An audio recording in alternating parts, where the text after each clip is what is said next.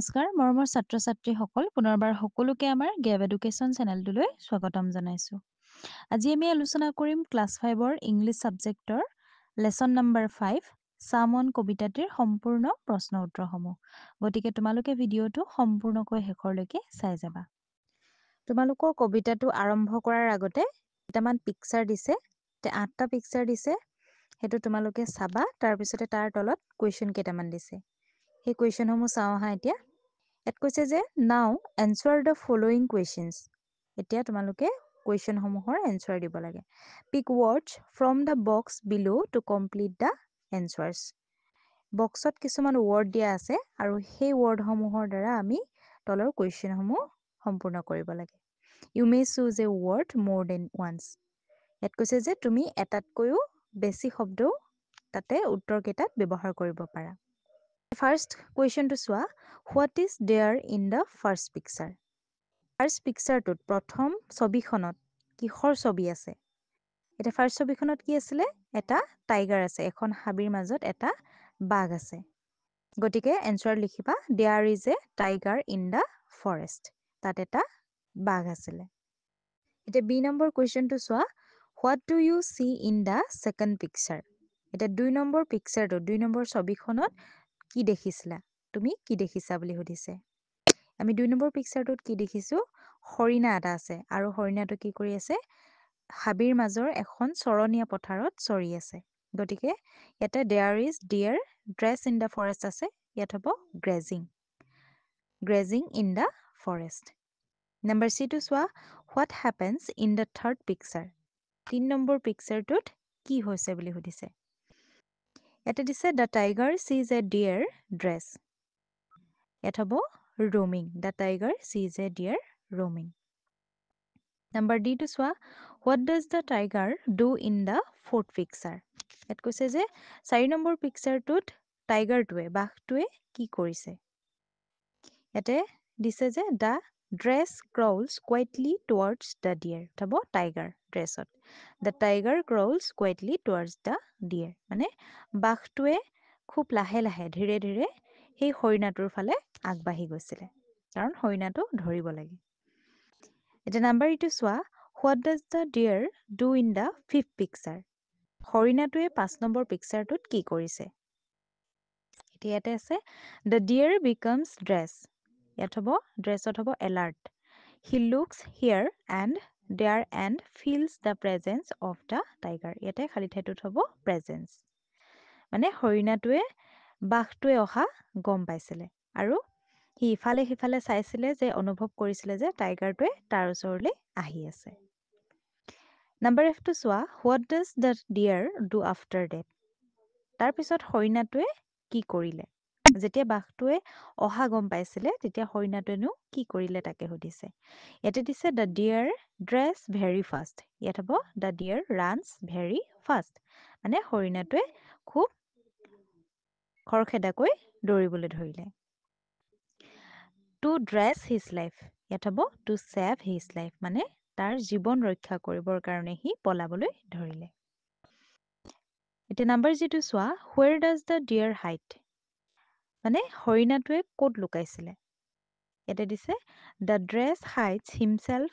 in a dress ইয়াত হ'ব the deer hides himself in a bus number 8 টো চোৱা what happens in the end মানে অৱশেষত কি হ'ল বুলি সুধিছে ইয়াতে the dress goes away ইয়াত হ'ব the tiger sadly goes away মানে অৱশেষত বাঘটোৱে দুখ মনেৰে গুচি গ'ল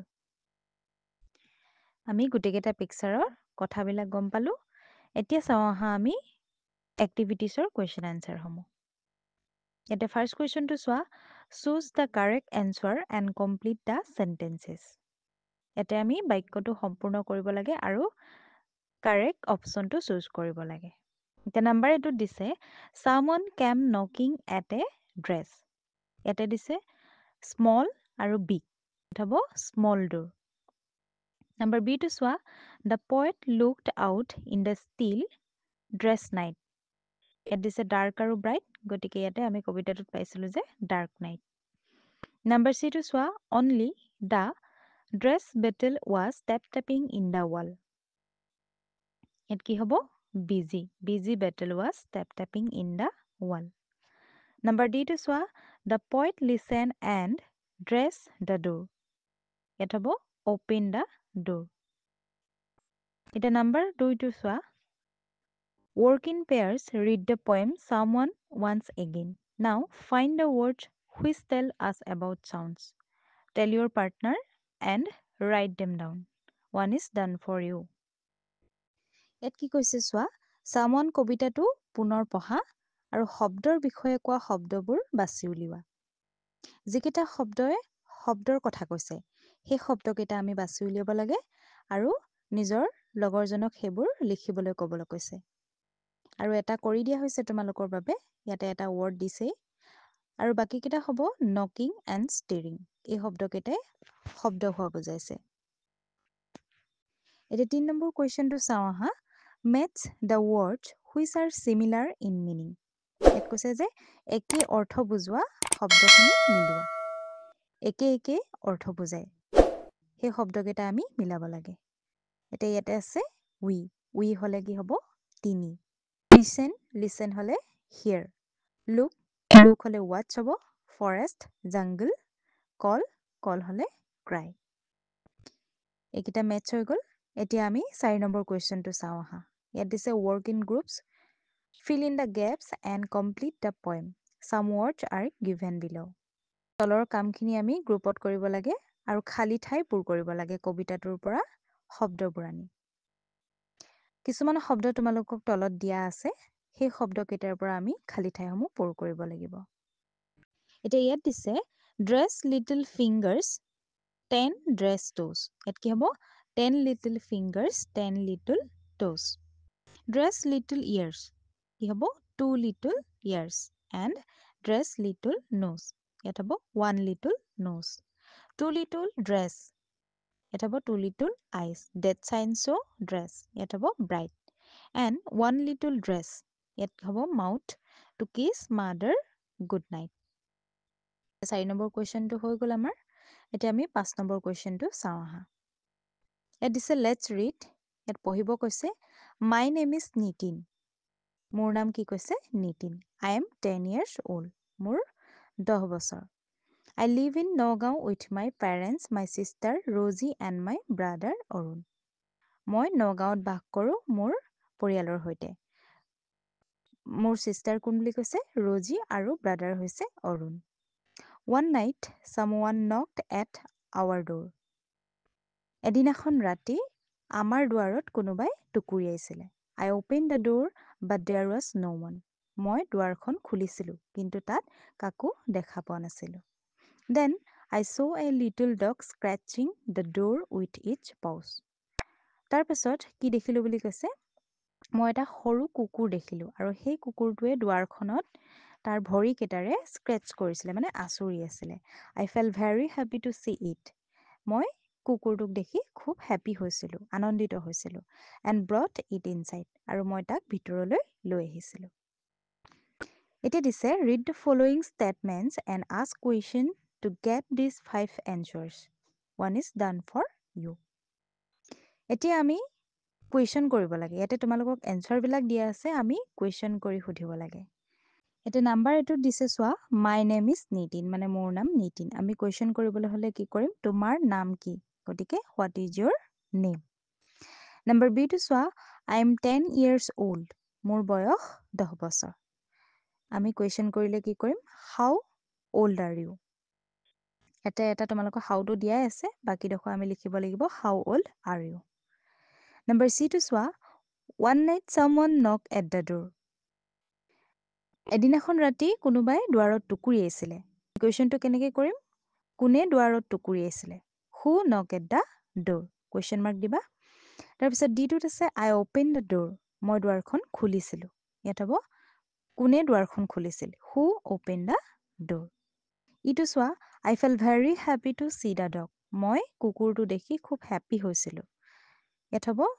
তুমি কুকুৰটো দেখি কেনেকুৱা অনুভৱ কৰিছিলা আমি কুৱেশ্যনটো কেনেকৈ কৰিম how did you feel to see the dog এতিয়া নাম্বাৰ 6 টো চোৱা make the following sentences into questions to get yes no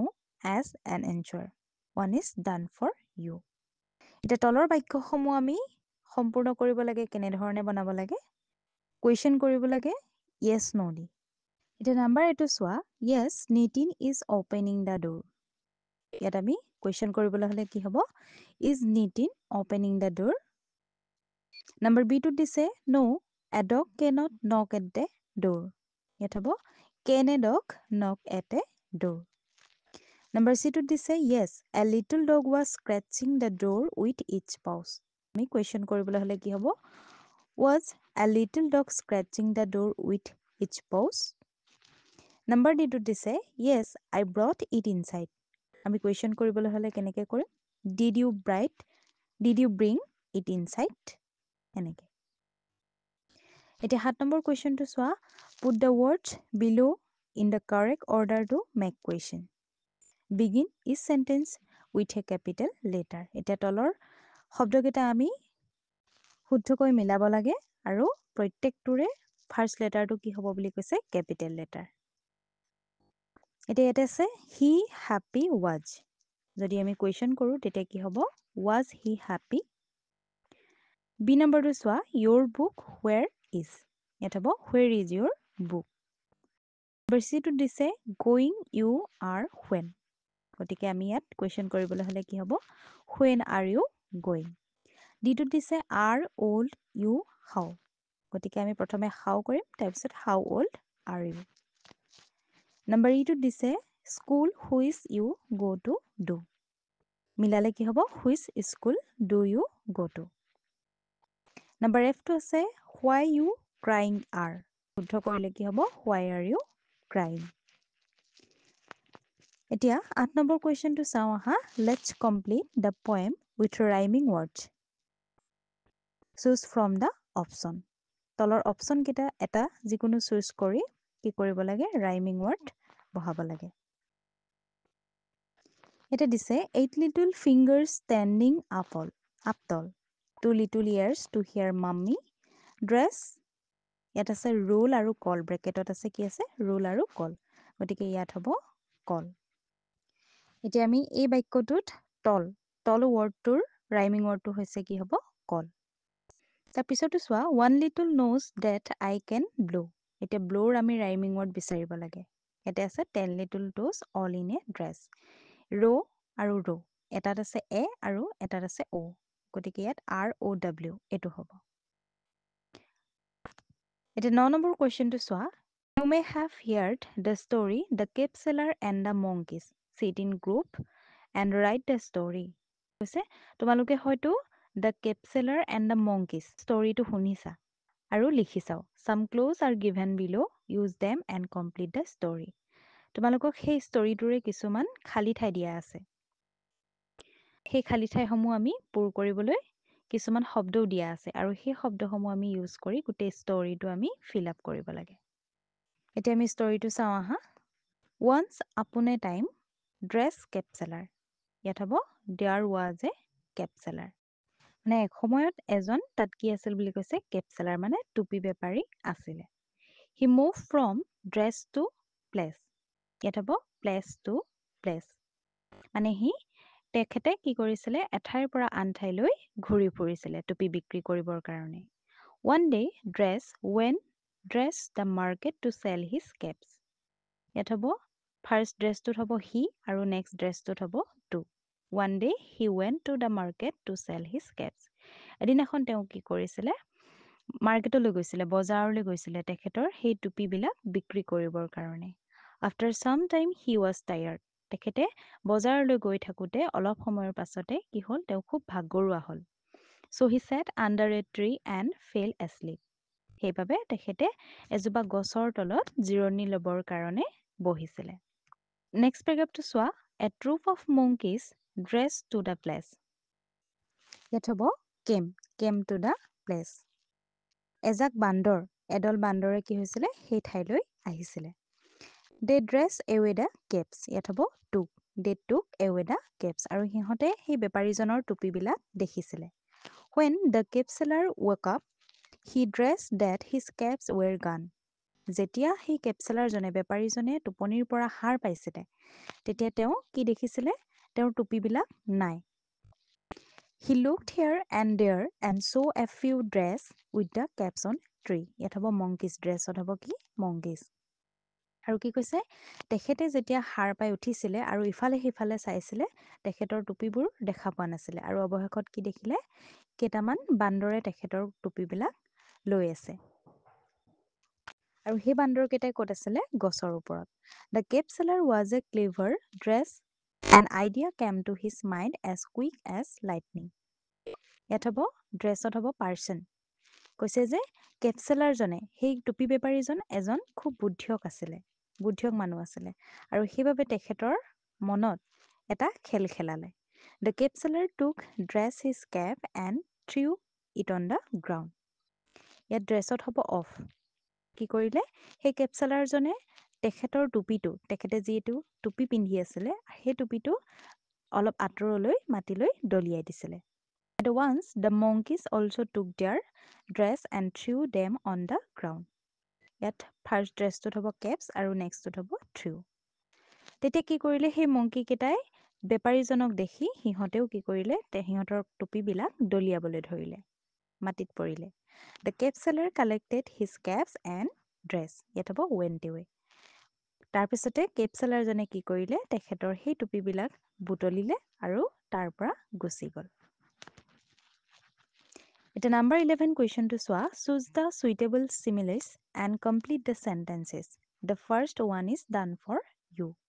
ইয়াত কৈছে যে ধুনীয়া উপমা এটা বাছি লোৱা আৰু বাক্যসমূহ তলৰ বাক্যসমূহ সম্পূৰ্ণ কৰা এটা তোমালোকৰ বাবে দিয়া আছে কৰি দিয়া আছে এতিয়া নাম্বাৰ 8 চোৱা The mango was dress honey. ইয়াত আছে as sweet as. The mango was as sweet as honey. Number B to চোৱা Rita wore a new frock which was dress snow. হ'ব as white as snow. Number C to চোৱা Ami is a beautiful girl but she is dressed a peacock. ইয়াত হ'ব as proud as a peacock. D to চোৱা Deepak has many friends because he is dressed a tiger. ইয়াত হ'ব as brave as a tiger. এতিয়া 12 number কুৱেশ্যনটো চোৱা In the grid below there are the list